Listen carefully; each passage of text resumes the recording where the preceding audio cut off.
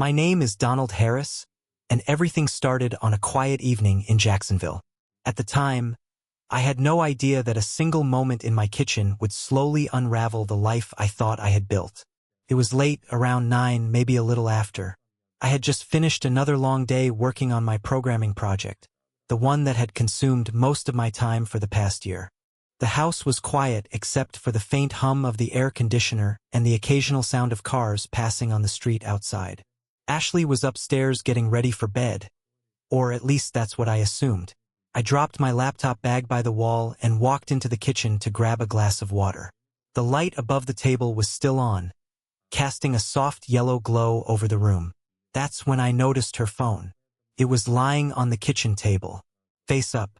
That alone was unusual. Ashley had developed a habit over the past few months of keeping her phone close at all times. She carried it from room to room, even when she was just grabbing a drink from the fridge or stepping outside for a minute. But tonight, for whatever reason, she had left it there. I wasn't planning to look at it. Honestly, I barely gave it a second thought at first. Then the screen lit up. The vibration rattled lightly against the wooden table, and a notification appeared across the lock screen. I glanced down automatically, just a reflex, but the words I saw made my stomach tighten instantly. I'm already here. Same hotel as last week. Can't wait to see you again. For a moment, my brain refused to process what I was reading. Same hotel. Last week. My eyes stayed locked on the screen as if the message might change if I stared long enough. Maybe I misunderstood it. Maybe it was some kind of weird joke between coworkers. Maybe footsteps interrupted my thoughts. I looked up. Ashley was standing in the doorway between the hallway and the kitchen, and she had clearly seen where my eyes were. For a split second, her expression froze. It was subtle, but I caught it. A flash of something that looked almost like panic. Then she moved quickly. Too quickly. She crossed the kitchen in 3 fast steps and grabbed the phone off the table before I even had time to react. "What are you doing?" she asked sharply. Her voice wasn't frightened. It was irritated. "I just saw the message pop up," I said slowly, still trying to process what I'd read. "What hotel?" She glanced at the screen briefly before locking it and holding the phone tightly in her hand. Then she let out a short laugh. Not a natural one. "Oh my God. Donald, seriously? What? It's a joke." "A joke?" "Yeah," she said, rolling her eyes slightly. "One of the guys from work. He sends stupid messages like that sometimes." The explanation came too quickly, like she had already rehearsed it. "That didn't sound like a joke," I said. Ashley sighed and leaned against the counter, crossing her arms. "You've been working way too much lately." I blinked. "What does that have to do with?" "You barely sleep. You sit in front of your computer all night. And now you're standing here trying to turn a random message into some kind of conspiracy." "I'm not." "You're overthinking it," she interrupted. Again. Her tone shifted from defensive to almost dismissive, as if the entire situation was ridiculous. For a moment I didn't know what to say. Part of me still wanted to ask more questions. Who sent the message? Why mention a hotel? What happened last week? But the way Ashley was looking at me made those questions feel almost unreasonable. Like I was the one creating a problem. "I just asked what it meant," I said. "And I told you," she replied. "It was a joke." She pushed herself away from the counter and started toward the hallway. When I stepped slightly closer, she stopped immediately. "Don't touch me," she said coldly. The words caught me off guard. "I wasn't." "You're acting paranoid, Donald." There was a long pause between us. The air in the kitchen suddenly felt heavier. "You've been obsessed with that project for months," she continued. "Maybe you should take a break before you start imagining things that aren't there." Imagining things. That phrase stuck with me. Within a few minutes, the conversation had somehow shifted completely. We weren't talking about the message anymore. We were talking about how much I worked, how distant I had become, how I was always tired, and how my stress was apparently making me suspicious of things that didn't exist. Eventually, Ashley shook her head like she was exhausted with the entire discussion. "I'm going to bed," she said. Then she turned and walked upstairs without another word. The house fell quiet again. I stayed in the kitchen for a moment longer, staring at the empty spot on the table where her phone had been. Then I walked into the living room and sat down on the couch. The television was off, leaving only my reflection staring back at me from the dark screen. Maybe she was right. Maybe I was overthinking it. But the message kept replaying in my mind. Same hotel. Last week. And the way she grabbed the phone. The way her expression changed when she realized I had seen it. I sat there for a long time that night. Long enough for the house to grow completely silent. Long enough for the uneasy feeling in my chest to settle in and refuse to leave. Because no matter how many explanations I tried to come up with, something about that moment didn't feel like a joke. And deep down, I had the strange feeling that this was only the beginning. That night I barely slept. I lay awake staring at the ceiling while the faint streetlight filtered through the curtains. Every time I closed my eyes, the same image returned. Ashley's phone lighting up on the kitchen table. Same hotel as last week. The words kept echoing in my mind. At some point around 3 in the morning, I heard Ashley move in the bedroom.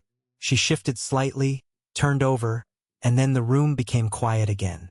Her breathing stayed slow and steady, the calm rhythm of someone who had fallen asleep without a second thought. Meanwhile, my mind refused to stop working. For a long time, I tried to convince myself that she was right. Maybe it really was just a dumb joke from someone at work. Offices were full of weird humor and inside jokes. Maybe I had taken it too seriously. But the longer I thought about it, the harder it became to accept that explanation. Ashley hadn't laughed the way she normally did. She hadn't shown me the message to prove it was harmless. Instead, she grabbed the phone immediately, and the look on her face when she first saw me reading the screen, that moment kept replaying in my head. The next morning, everything seemed normal. Almost too normal. Ashley was already in the kitchen when I came downstairs. She was making coffee like she did every weekday, moving around the kitchen with the same routine she had followed for years. "Morning," she said casually. "Morning." She slid a mug across the counter toward me without even looking up.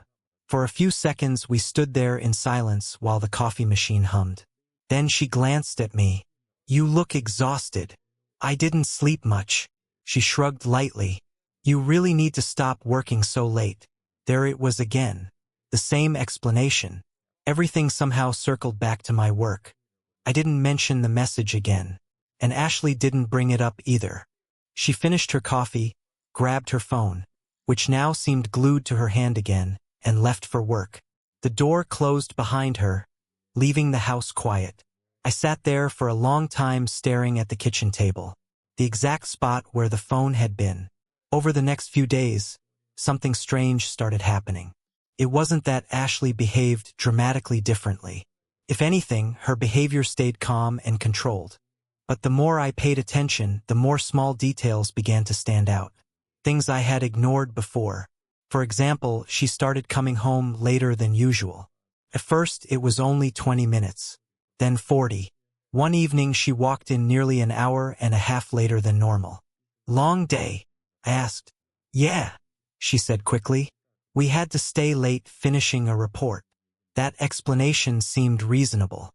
But 2 days later, it happened again. And again. Another thing I noticed was her phone. Ashley had always used her phone a lot, like most people, but now it seemed different. She carried it everywhere. If she went to the bathroom, the phone went with her.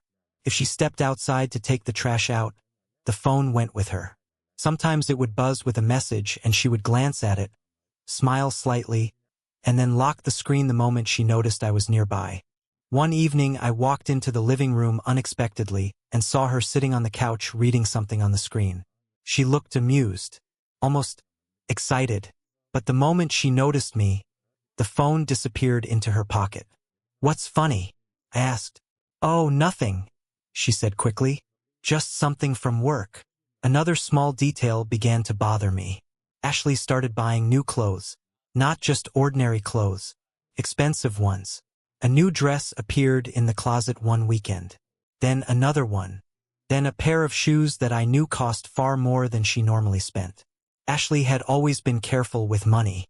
She usually compared prices, waited for sales, and thought things through before making purchases.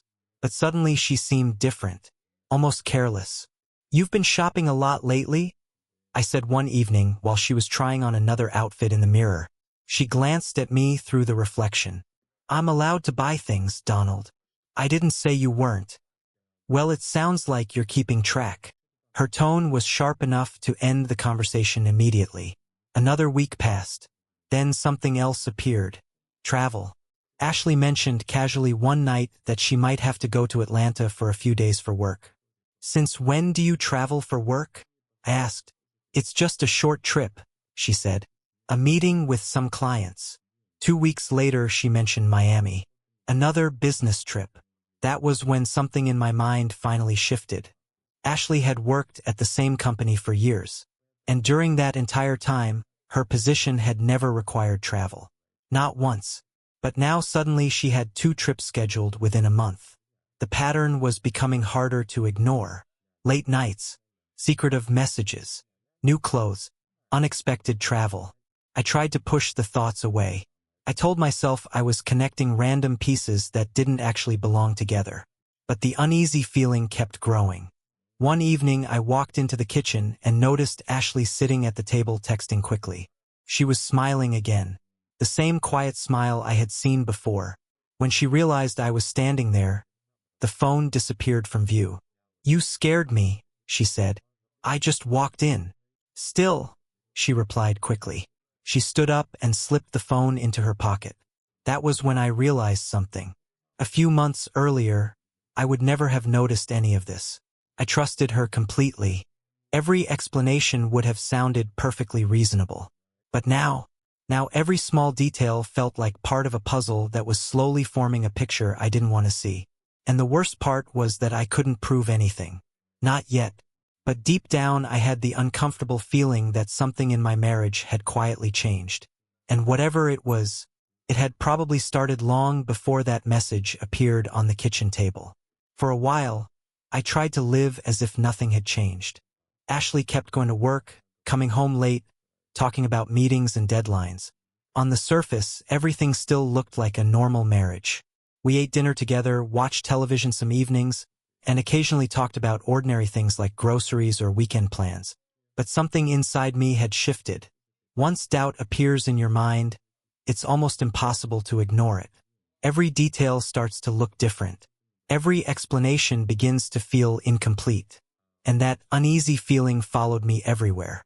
About a week after Ashley mentioned her trip to Atlanta, I received a message from an old acquaintance named Victor. We had known each other for years through the tech industry. Victor worked in a large business center in Atlanta where different companies often hosted conferences and corporate events. Normally, our conversations were casual, just small talk about projects or the tech world. But that afternoon, he sent me a photo from some evening networking event. "Look who showed up here tonight," he wrote. At first, I barely paid attention. I opened the photo while sitting at my desk, expecting to see a crowd of unfamiliar people holding drinks and talking about startups. Instead, my heart immediately skipped a beat. Ashley was standing in the picture. The event looked like some kind of corporate reception. People were gathered around small tables with drinks in their hands, laughing and talking under soft lights. Ashley stood near the center of the frame, and she wasn't alone. Next to her stood a man I recognized almost instantly, Michael Reeves. Even if someone didn't work in technology, the name was hard to miss. Michael owned a fast-growing analytics company that had been appearing more and more often in industry news. I had seen interviews with him, articles about his company, photos from conferences. But the thing that made my stomach tighten wasn't just who he was. It was how close they were standing. Ashley wasn't just talking to him. She was leaning slightly toward him, her body turned in his direction in a way that felt far too familiar. His hand rested lightly on the small of her back. Not the kind of gesture strangers make. Not even the kind coworkers usually make. I stared at the photo for a long time. Victor sent another message a minute later. "Didn't know your wife was in Atlanta tonight." My fingers hovered over the keyboard. "Yeah." I finally typed back. "Work trip." "Ah, makes sense," he replied. That Reeves guy has been meeting a lot of people this week. I didn't answer again. Instead, I zoomed in on the photo. The more I looked at it, the more something inside me sank. Ashley looked comfortable, relaxed, happy. The kind of relaxed body language you don't usually see during a first introduction. It looked like two people who already knew each other very well. For a moment I tried to convince myself that the photo didn't mean anything. Maybe it really was just a business event. Maybe they had only met a few minutes earlier. But that explanation collapsed almost immediately when I remembered something Victor had said. Look who showed up here tonight. That meant Ashley hadn't been invited specifically for work. She had simply appeared. And the longer I thought about it, the more the timeline started to connect in my mind. The late nights, the new clothes, the sudden business trips, the message about the hotel. My hands felt cold as I sat there staring at the screen. But what happened next made everything worse. Later that evening, Victor sent another message. By the way, I might be wrong, but I think your wife has been around here before. I felt my chest tighten. What do you mean? I'm not 100% sure, he replied. But I'm pretty sure I saw her with Reeves a few months ago at another event here. A few months. Not a first meeting. Not a coincidence. Something that had already been going on for a while. I leaned back in my chair, staring at the ceiling. Suddenly, every strange detail from the past months came rushing back at once. Ashley smiling at her phone. Ashley hiding messages. Ashley traveling to cities she had never needed to visit before. And the message on the kitchen table. Same hotel as last week. My stomach twisted, because now the picture was starting to make sense. And the part that hurt the most wasn't just the possibility that Ashley had been seeing another man. It was something else Victor mentioned later that night. During their conversations at the event, Ashley had apparently been talking about technology, about analytics platforms, about the kind of systems companies were trying to build. At first that didn't sound unusual, until I remembered something important. Those were the exact subjects my own project focused on. The platform I had been developing for almost 2 years.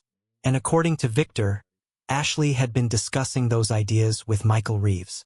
That realization felt like a punch to the chest. Because suddenly the situation wasn't just about betrayal. It might also be about something far worse. Ashley hadn't only been sharing her time with someone else. She might have been sharing my work. And the more I thought about it, the clearer one terrifying possibility became. Their relationship hadn't just been personal. It had been going on for months, maybe longer. And the message I saw that night in the kitchen was probably just the first time I accidentally caught a glimpse of it. That night I didn't confront Ashley. The thought crossed my mind more than once. I imagined walking into the living room, putting the photo in front of her, and asking the one question that had been burning in my chest all evening. How long? But every time I pictured that moment, something stopped me. Because the truth was, I already knew what would happen. Ashley would deny everything. She would say the photo was just a misunderstanding. She would say Michael Reeves was only a business contact. And somehow the conversation would circle back to the same place it had before. My work, my stress, my imagination. So instead of confronting her, I stayed quiet. When Ashley came home that evening, she acted exactly the way she always did. She set her bag on the kitchen counter, slipped off her shoes, and greeted me with the same casual tone she used every day. Hey, I replied. How was your day? Busy. She nodded, walked to the fridge, and poured herself a glass of water. If she was nervous, she didn't show it. For a moment I studied her carefully. There were no signs of guilt in her face. No hesitation. No anxiety. She looked completely comfortable standing in the same kitchen where, just a few nights earlier, I had read a message about a hotel. It was almost impressive. We ate dinner together that night like nothing had changed. Ashley talked about a meeting she had earlier that day, about a colleague who was leaving the company, about the usual routine of office politics and deadlines. Meanwhile, I sat across from her quietly, listening, occasionally nodding, while my mind was somewhere else entirely. I kept thinking about the photo, Ashley standing next to Michael Reeves, his hand resting on her back.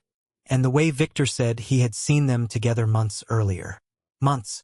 That meant their relationship hadn't started recently. It had been going on while Ashley and I were still living our normal lives. While we were still planning vacations. Still talking about the future. Still pretending everything was fine. After dinner, Ashley went upstairs to take a shower. I stayed at the kitchen table staring at my laptop. The screen displayed the code for the project I had been building for almost 2 years. A data analytics platform. It was supposed to analyze massive streams of information faster than anything currently available on the market. That project had consumed almost every spare hour of my life. Late nights, weekends, holidays. While most people were relaxing, I was sitting in front of a screen writing code. Ashley had seen all of it. She had heard me talk about the architecture, the algorithms, the potential applications. At the time, I thought she was just being supportive. But now another possibility started to form in my mind. What if those conversations had meant something else?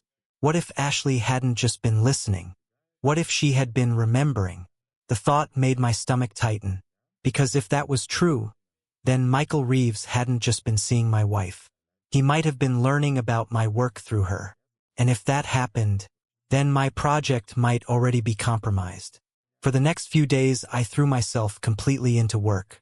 Not because I suddenly forgot about Ashley, but because focusing on the project was the only thing that kept my thoughts from spiraling out of control. If my suspicions were correct, then I needed to finish the platform as quickly as possible.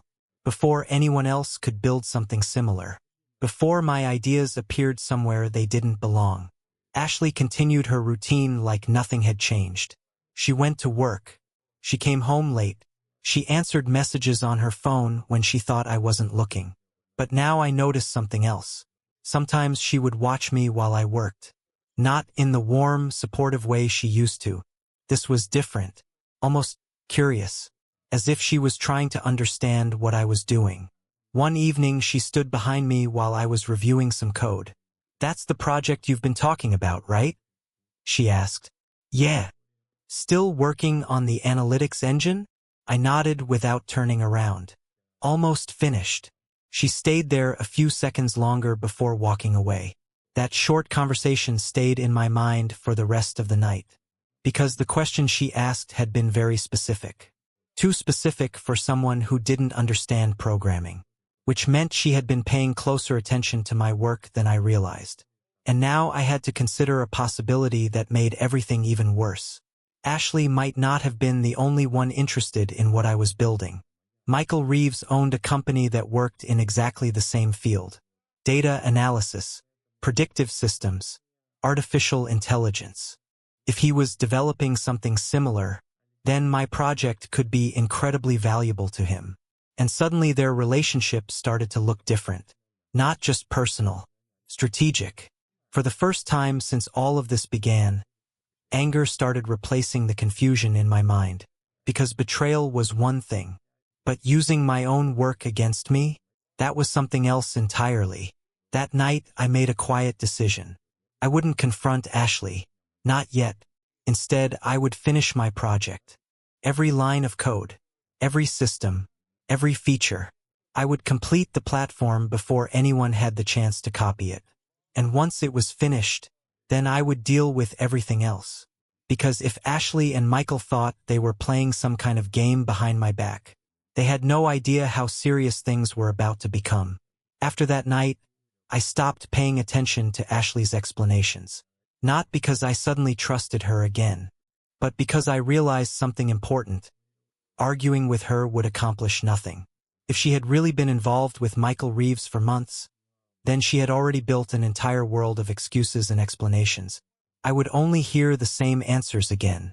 So instead, I focused on the only thing I could still control. My work. The project I had been building for nearly 2 years suddenly became more than just an idea or a personal ambition. It became something else entirely. A line in the sand. If Michael Reeves was trying to build a competing system using ideas Ashley had taken from me, then the only way to respond was simple. I had to finish first. And I had to finish stronger. From that point on, my routine became almost mechanical. I woke up early, worked through the morning, spent the afternoon refining algorithms and optimizing the data models. Then I stayed up late into the night rewriting parts of the system that I suddenly realized could be better. The platform was designed to process massive streams of information and produce predictions faster than anything currently available. But the closer I came to finishing it, the more improvements I saw.